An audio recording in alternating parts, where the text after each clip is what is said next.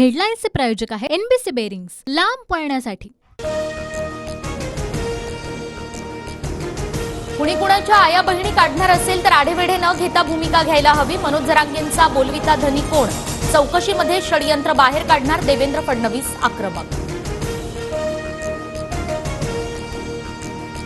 जरांगेंना भेटणारे रात्री घरातून बाहेर आणणारे कोण? पोलिसांवर कुणी दगडफेक करायला सांगितली, सगळं बाहेर येतंय।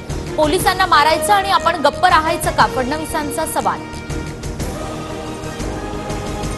जरांगेंचे फडणवीसांवरील आरोप अतिशय खालच्या पातळीचे। जरांगेंची भाषा कार्यकर्त्यांची नाही तर राजकीय जातीजातीत भांडणं लावण्याचं काम कुणी करू नये, मुख्यमंत्री शिंदेंचे खडेबोल।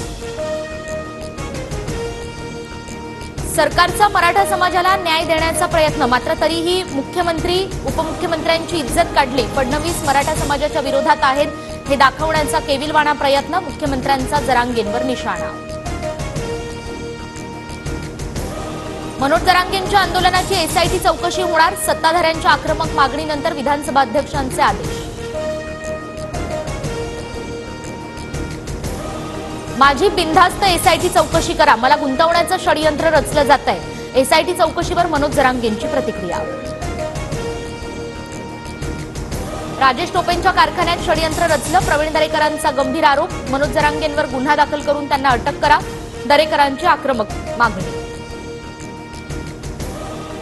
कुणाचे कुणाला फोन गेले ते नंबर बाहेर काढा, दरेकरांनी राजेश टोपेंवरील आरोप सिद्ध करावेत, जितेंद्र आव्हाडांचं आव्हान।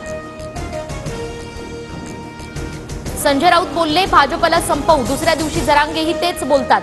फडणवीसांना संपवण्याची, महाराष्ट्र बेचिराग करण्याची भाषा का? आशिष शेलारही आक्रमक। विधान भवनाच्या पायऱ्यांवर विरोधकांचं आंदोलन, राज्यातील कायदा सुव्यवस्थेवरून विरोधक आक्रमक, सरकार विरोधात जोरदार घोषणाबाजी।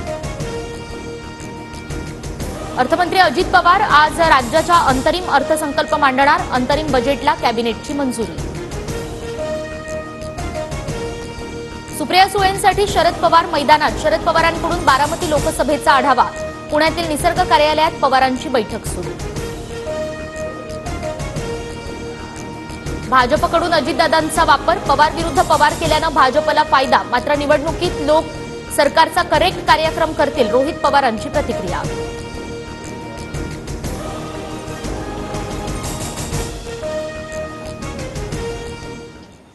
हेडलाईन्सचे प्रायोजक आहे एनबीसी बेरिंग्स, लांब पळण्यासाठी।